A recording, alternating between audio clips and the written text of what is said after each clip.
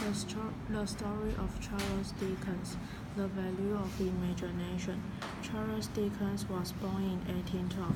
His father was a clerk at Southern England. He wasn't paid much, so the family lived in an old rundown house.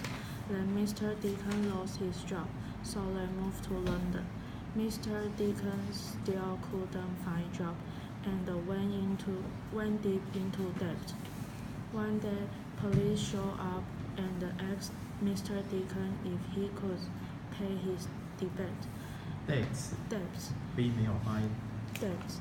When Mr. Dickens said he didn't have enough money, one police answered that he had to go to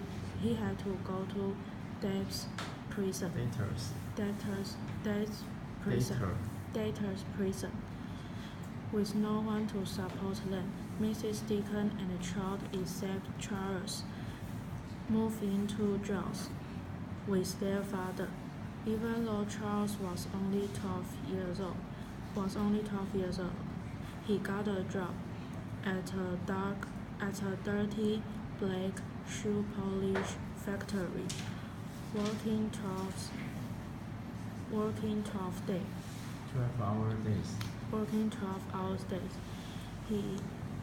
He scarcely earned enough to buy bread and rent a bed in an old room. Charles wondered what would become of him. Desperate, Charles' father studied shorthand. When he received some money from a relative, he paid his debt and got out of prison. He then found a job as an court reporter. Charles quit his job and went to school. Teacher was cool, but Charles studied hard and learned quickly. He also studied people, paying attention what they did and why they did.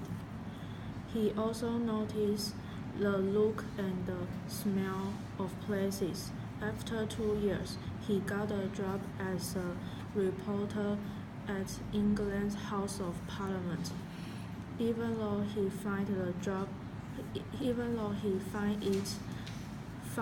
it fascinating, he wondered why they don't adopt law to help poor people. Then one day Dickens decided to be imaginative, and he wrote a story about his aunt.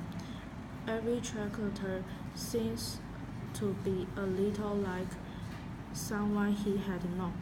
Finally, one evening he drove off his job under Sydney boss at the monthly magazine office. A month later, Dickens shouting joyfully, "They print my story. I'm an author." The magazine wants more and more stories by boss. Soon Dickens was writing stories about children working in factory, family living in debtors prison, the poor people being hungry.